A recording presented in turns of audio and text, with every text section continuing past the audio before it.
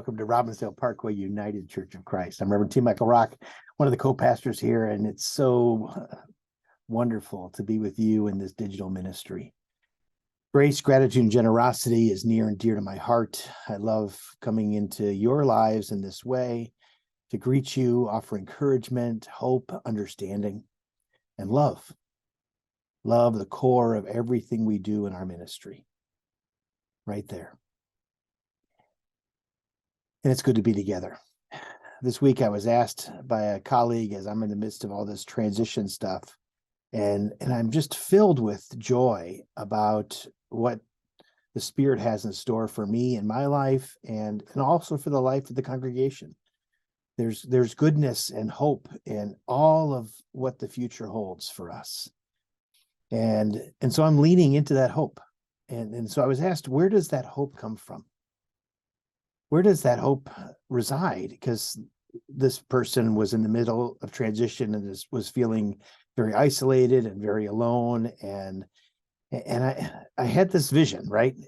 I was a young pastor, and I'm new at this stuff. I'm in seminary, and I'm at this national gathering of pastors, and we were all gathered together, the young pastors and this group of older, wiser, experienced folks, and we sat down one-to-one with each other, and we heard their stories of what it was like to pastor in the midst of the Vietnam War, in the midst of the rise and awareness of feminism and gay, lesbian, bisexual, transgender liberation, what happened when the Berlin Wall fell, and how to pastor through that experience of the Cold War.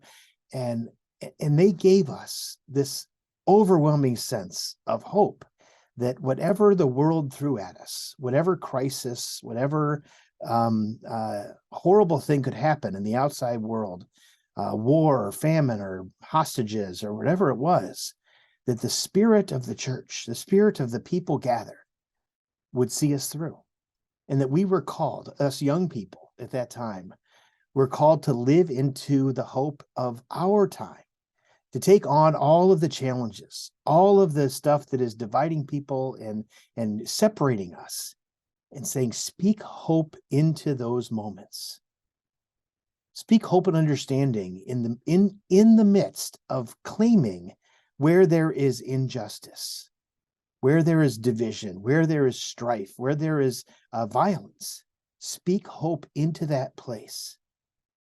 And I just remember it so vividly that we were just so filled by their experience. And it was like in the scripture when Elijah puts the mantle, the stole on Elisha and says, now this ministry is yours. And each of them, kind of in their own way, gave each of us their overwhelming, beautiful sense of hope that we could move through this world in a sense of understanding the deep divides and the injustices of the world, and find the words that people need to not just survive, but to transform. This transformative way happens when we're in those kind of relationships, when we actually see across from each other. Like we can build a multiracial, multicultural church because of this hope of the beauty and the love that we share with each other, the deep listening, the deep understanding that Jesus will always be with us in the midst of this journey, this walk.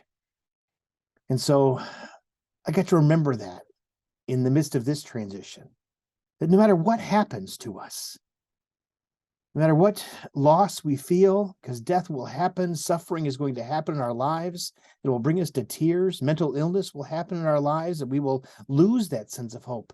But what we do for each other in our relationships is to give that hope once again.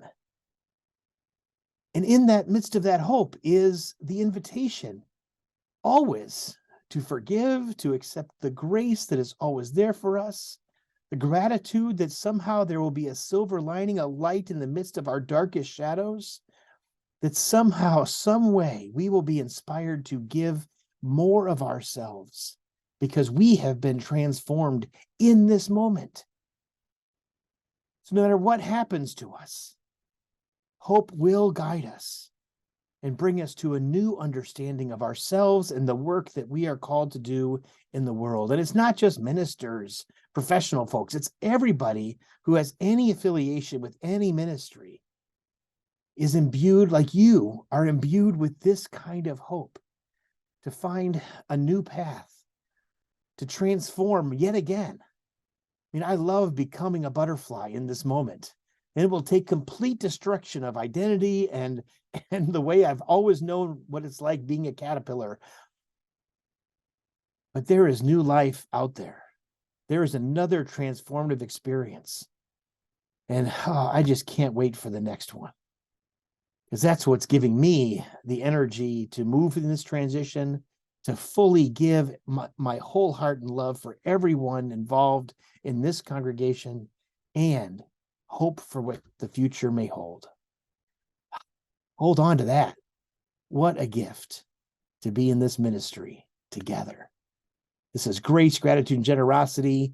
Click on the notification, like this video, send it to a friend, and maybe you can give somebody the hope they need to make it through the day.